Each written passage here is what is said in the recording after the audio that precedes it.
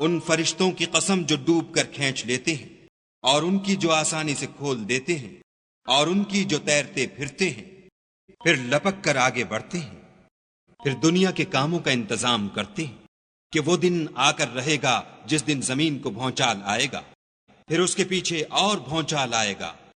اس دن لوگوں کے دل خائف ہو رہے ہوں گے اور آنکھیں جھکی ہوئی۔ کافر کہتے ہیں کیا ہم الٹے پاؤں پھر لوٹیں گے؟ بھلا جب ہم کھوکھلی ہڈیاں ہو جائیں گے تو پھر زندہ کیے جائیں گے؟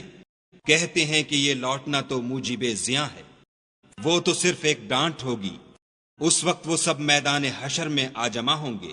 بھلا تم کو موسیٰ کی حکایت پہنچی ہے جب ان کے پروردگار نے ان کو پاک میدان یعنی طوا میں پکارا اور حکم دیا کہ فرعون کے پاس جاؤ، وہ سرکش ہو رہا ہے، اور اس سے کہو کیا تو چاہتا ہے کہ پاک ہو جائے اور میں تجھے تیرے پروردگار کا رستہ بتاؤں تاکہ تجھے خوف پیدا ہو۔ غرض انہوں نے اس کو بڑی نشانی دکھائی مگر اس نے جھٹلایا اور نہ مانا۔ پھر لوٹ گیا اور تدبیریں کرنے لگا اور لوگوں کو اکٹھا کیا اور پکارا، کہنے لگا کہ تمہارا سب سے بڑا مالک میں ہوں۔ تو خدا نے اس کو دنیا اور آخرت دونوں کے عذاب میں پکڑ لیا۔ جو شخص خدا سے ڈر رکھتا ہے اس کے لیے اس قصے میں عبرت ہے۔ بھلا تمہارا بنانا مشکل ہے یا آسمان کا؟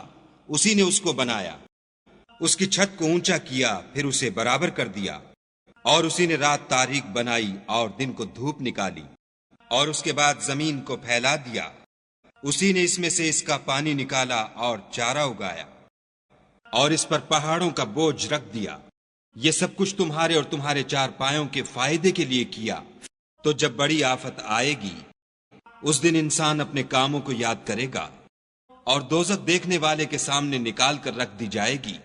تو جس نے سرکشی کی اور دنیا کی زندگی کو مقدم سمجھا اس کا ٹھکانہ دوزخ ہے، اور جو اپنے پروردگار کے سامنے کھڑے ہونے سے ڈرتا اور جی کو خواہشوں سے روکتا رہا اس کا ٹھکانہ بہشت ہے۔